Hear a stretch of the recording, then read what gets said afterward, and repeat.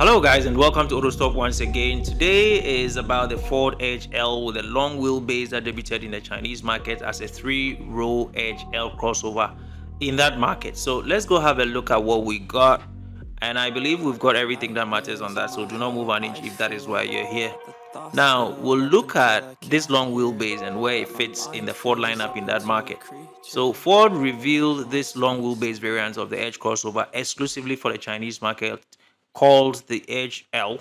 It is a 3 crossover, as you can see, for 7 and replaces the Edge Plus in the Chinese market. And this slots beneath the Ford Equator SUV. Now, the Chinese Ford Edge L that we are looking at looks nothing like the compact crossover that goes to the stateside, though as it is designed in the country for its domestic audience, guys. So it has a futuristic face. I'm sure you can see that as an attractive element of full LED width bar and horizontal stacked DRLs, which looks great and looks futuristic. You get various bumpers depending on the trim that you go for, and what you're looking at right now is a sporty S line looking particularly aggressive, guys. So unfortunately, things get a little bit awkward when you get to the side, but I am not here to talk about how beautiful or how ugly this vehicle is. I am here to talk about what we got and what matters. So I'll touch on the fact that the C pillar meets the body with a distinct uptick. So take a look at the lower end housing. You see an L badge with this trailing line towards the tail flowing downward.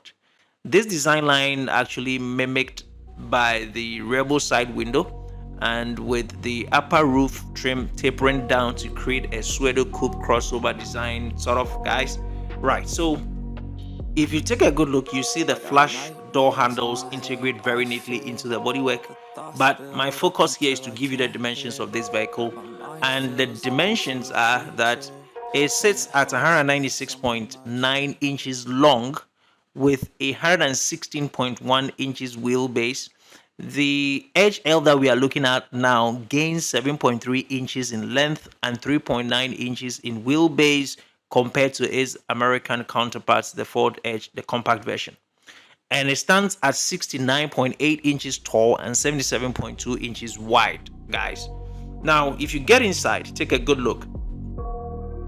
If you get inside the cabin, that extra length allows it to play host to 7 occupants in a 2+2+3 configuration. Yes, as you've seen, with a cabin that looks vastly better than what goes to the American market, guys.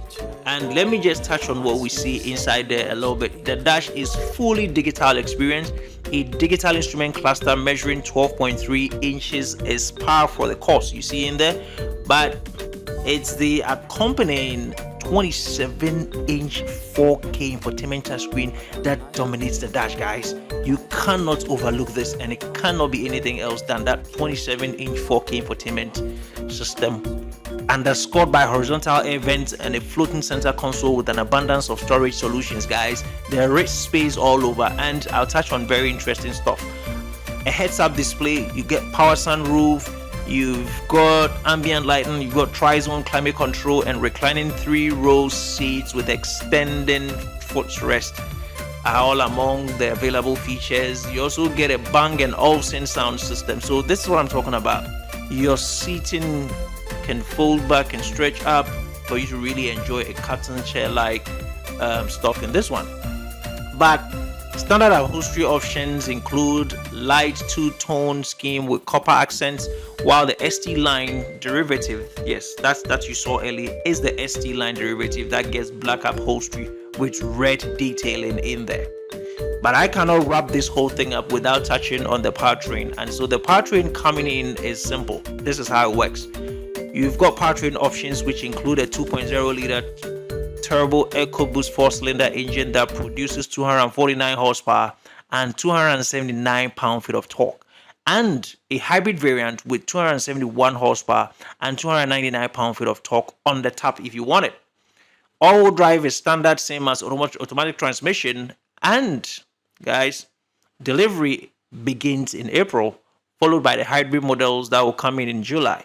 As for the American markets, we do not know when this would show up, because this is vastly more premium than yours, and this is for the Chinese market.